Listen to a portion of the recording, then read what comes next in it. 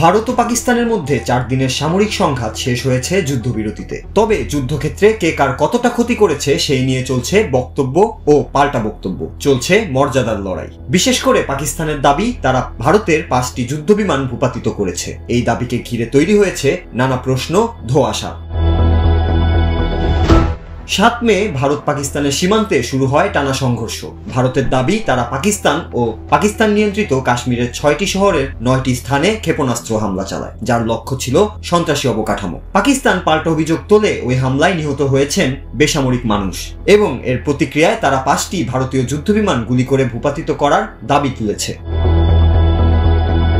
পাকিস্তান সেনাবাহিনী আরও দাবি করছে তারা ভারতের 5টি যুদ্ধবিমান, একটি ড্রোন ও একাধিক কোয়াডকপ্টার ধ্বংস করেছে এবং তা ভারতের সীমান্তের মধ্যেই বলে দাবি করছে পাকিস্তান। ভারত আনুষ্ঠানিকভাবে এসব দাবি অস্বীকার করেনি, আবার স্বীকারও করেনি। প্রতিরক্ষা মন্ত্রণালয়ের কর্মকর্তারা ক্ষয়ক্ষতির কথা স্বীকার করলেও স্পষ্টভাবে বিমান হারানোর কথা বলেননি। ভারতীয় সেনার এক উচ্চপদস্থ কর্মকর্তা এ বিষয়ে বলেছেন, যুদ্ধ পরিস্থিতিতে ক্ষয়ক্ষতি হওয়াটাই স্বাভাবিক। তবে পাকিস্তানের দাবিকে উড়িয়ে দিয়ে এক কথায় উত্তর দিয়েছেন সব পাইলট নিরাপদে ফিরেছেন।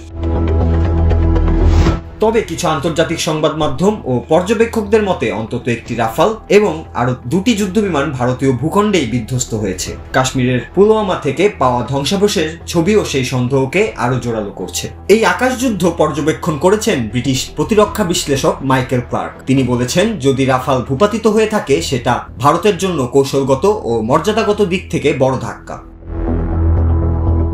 পাকিস্তান দাবি করছে সংঘাতে ভারতের 60টি যুদ্ধবিমান অংশ নেয়, আর তাদের প্রতিহত করতে তারা মোতায়েন করে 42টি উন্নত প্রযুক্তির যুদ্ধবিমান। পাকিস্তানের দাবি এটি ছিল আধুনিক প্রযুক্তির 1 ঘণ্টাব্যাপী আকাশযুদ্ধ।